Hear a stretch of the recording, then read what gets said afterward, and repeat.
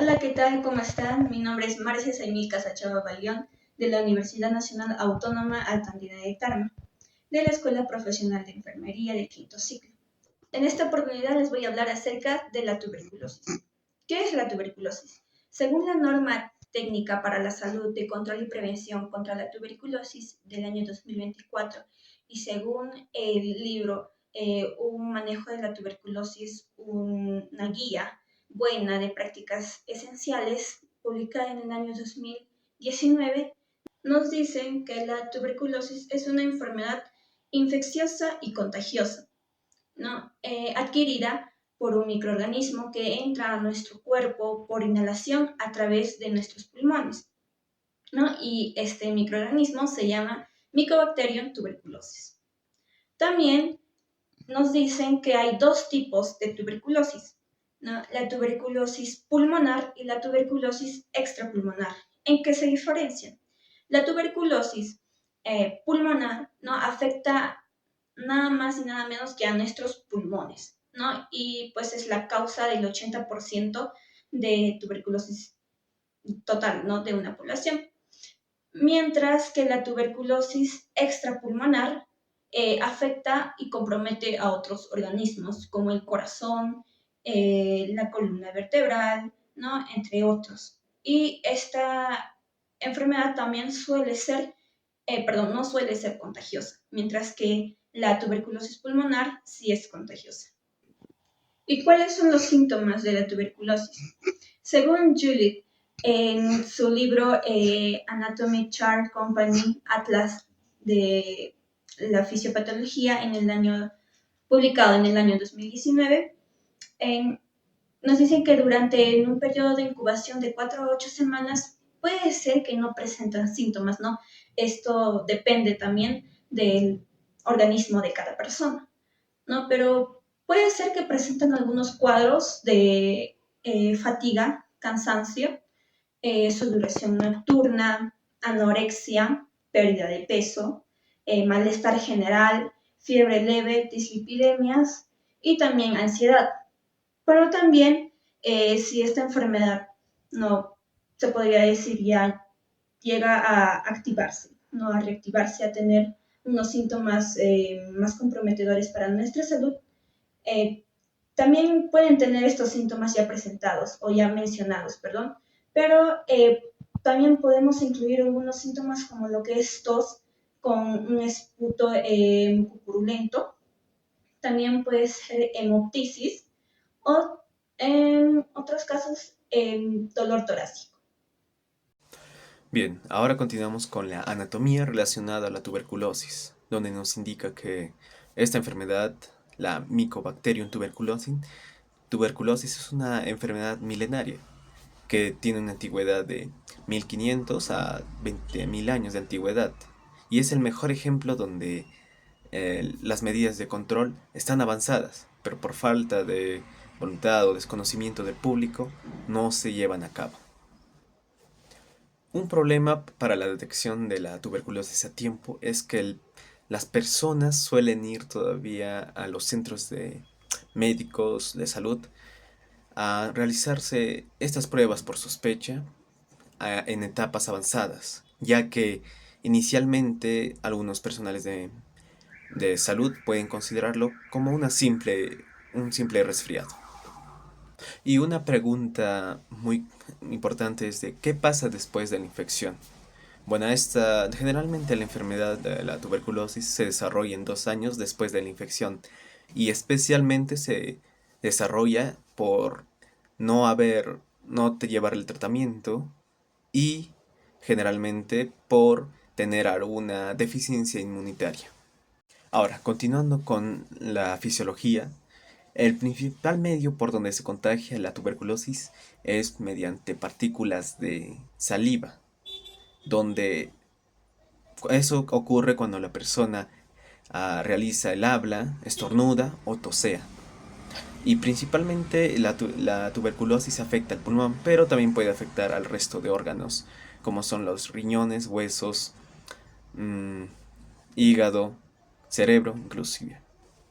Ahora, algunos factores de riesgo para conllevar esta infección son tener diabetes, am, VIH, leucemia o alguna enfermedad que disminuya la inmunología. Además, es importante que un factor de riesgo es ser niño, básicamente, y ser mayor de edad. Ahora, el reservorio principal de la tuberculosis es el ser humano, ya sea en su modo de latente o activa.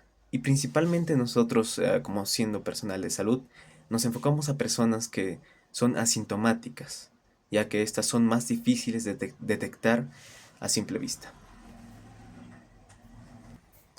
Ahora, reiterando, las edades más vulnerables a esta enfermedad son los niños menores a 5 años y los mayores de edad, ya que su inmunología es débil por su propia etapa de vida.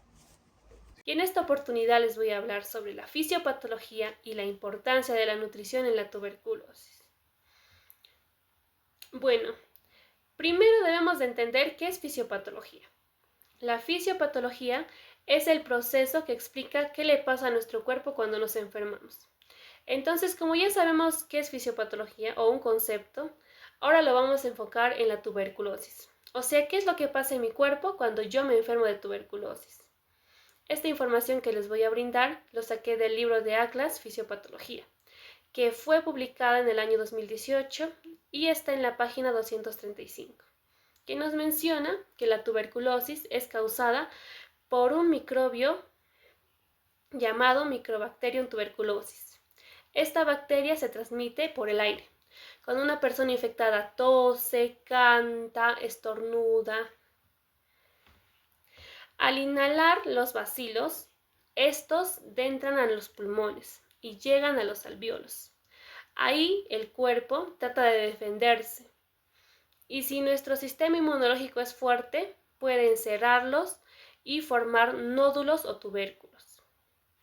Sin embargo, si nuestro sistema inmunológico no los elimina por completo, los bacilos pueden quedarse dormidos por años y reactivarse después, provocando que la enfermedad se active.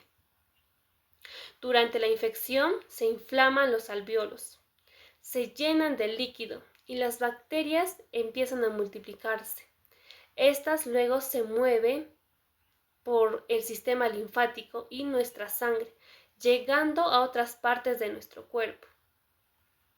Una reacción característica del cuerpo es la formación de una necrosis gaseosa, que es cuando nuestro tejido se muere y parece queso blanco y se forman cavidades en los pulmones. Y este paciente se vuelve muy contagioso, porque al toser expulsa millones de bacilos con tuberculosis. También un dato muy importante es que la tuberculosis no solo afecta al pulmón, sino también puede afectar otros órganos, como a la pleura, los ganglios, los huesos, el sistema urinario y el cerebro o el intestino.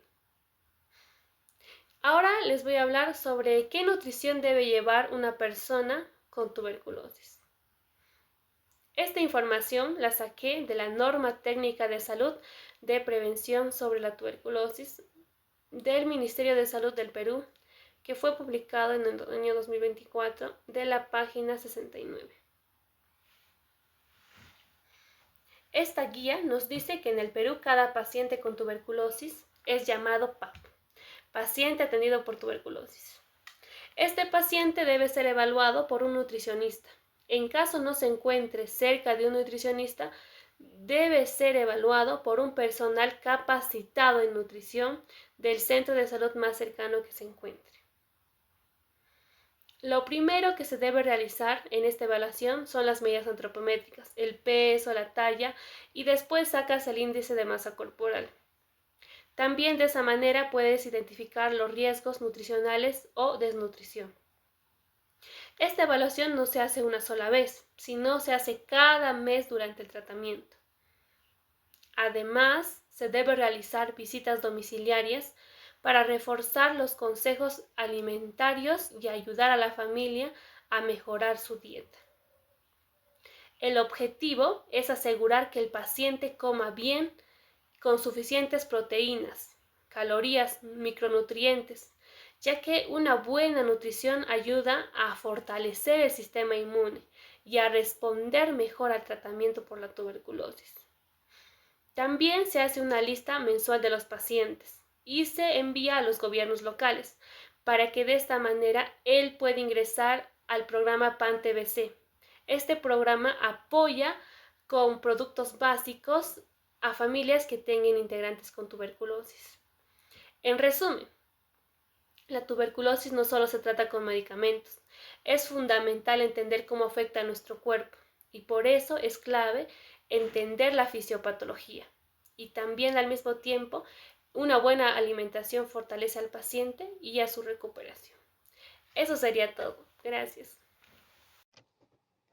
Bien, ahora hablemos de la farmacología. La farmacología en tuberculosis se centra en el uso de medicamentos antituberculosos para tratar tanto la tuberculosis activa como la infección tuberculosa latente. Hablemos del esquema para tuberculosis sensible, ¿sí? Esta está indicada por un médico del establecimiento de salud, la cual se realiza con dosis fijas combinadas y la administración es de lunes a sábado diariamente, excepto los días domingo. Esta tiene dos fases. La primera fase es de 2 meses con isoniazida, rifampicina, entabutol y piracinamida. Estos 4 medicamentos a diario son 50 dosis para los 2 meses de tratamiento iniciales en la primera fase. En la segunda fase es de 4 meses con isoniazida y rifampicina nada más, que este medicamento de igual manera se toma a diario por 100 dosis para los 4 meses. Ahora, en un segundo ámbito hablemos de la tuberculosis biliar y extrapulmonares complicadas. Como lo menciona, son más complicadas, más complejas.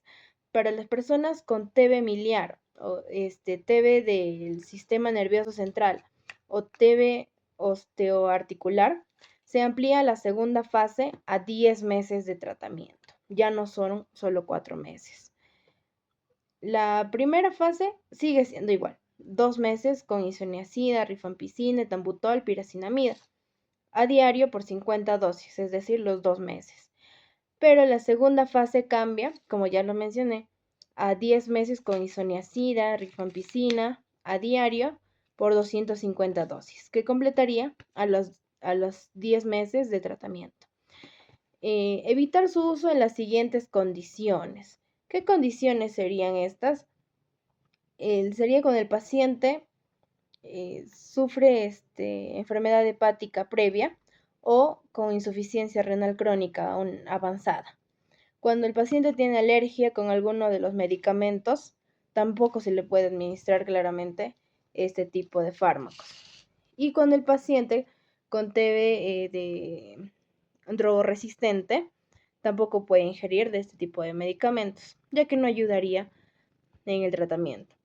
En otras condiciones especificadas, definidas por el médico consultor, es que se debe evitar la administración de estos medicamentos. Y bueno, con eso terminamos todo el trabajo del día de hoy respecto a tuberculosis.